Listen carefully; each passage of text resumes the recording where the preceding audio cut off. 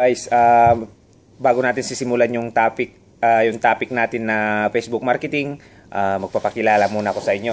So ako pala si Mentor Marvin Gadya.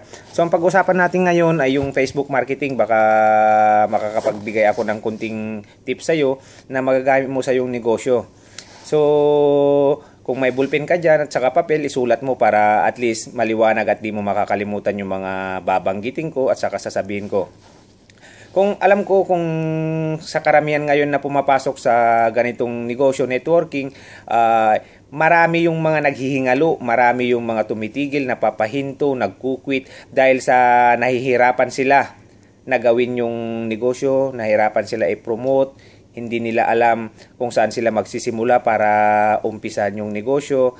So, kaya marami hindi nagiging successful sa ganitong business. So, kung ikaw naman ay isa na may kasalukuyang negosyo ngayon at napapanood mo tong video ko, so kailangan pumulot ka ng konting idea, at least may katulungan ka sa yung negosyo. So, alam nyo ba guys na ang Facebook marketing may tamang sistema, may tamang pagpopromote ang negosyo. So, pansinin mo to, obserbahan mo yung mga kaibigan mo kung ano yung mga ipinupost nila sa mga Facebook nila. So, ang gawin mo lang para maiba ka at kakaiba yung mga post mo, opposite lang, yung opposite, kabaliktaran lang dun sa mga ginagawa ng mga kaibigan mo dyan sa Facebook ang gawin mo.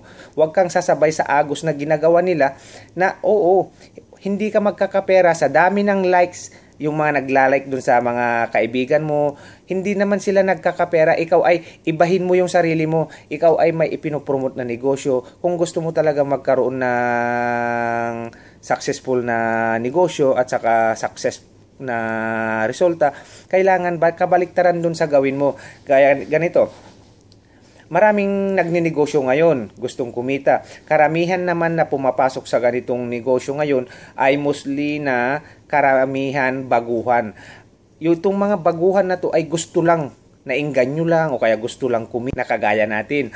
Ang mali lang kasi, hindi nila kaagad aralin yung business o hindi nila muna pagtuunan ng pansin. Basta na lang yung pagsali, sabay hataw sila ng hataw sila ng hataw sa Facebook. Hindi ganun.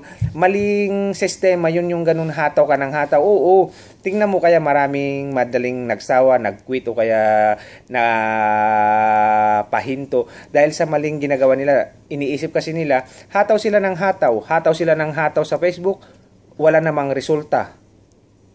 Kahit sino naman, mawawalan ka ng gana. Iyon ang itinuro ng mga nasa taas nila o kayo mga leaders nila. Yun ang itinuro daw, hataw ka lang ng hataw, push ka lang daw ng push. Hindi ganun. Mali yun, mali. So, ang masasabi ko lang, ganito ang pagmamarket, ang Facebook marketing kasi, ganito lang ang gawin mo. Kailangan alam mo yung araw-araw na activity mo.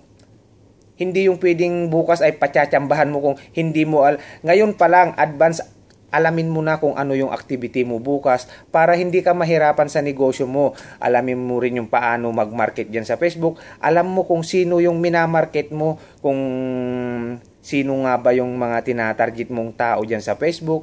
Oo, hataw ka ng hataw. Tama yung ginagawa mo, pero mali ang sistema yung ginagawa mo. So, nakuha mo ba? Get mo?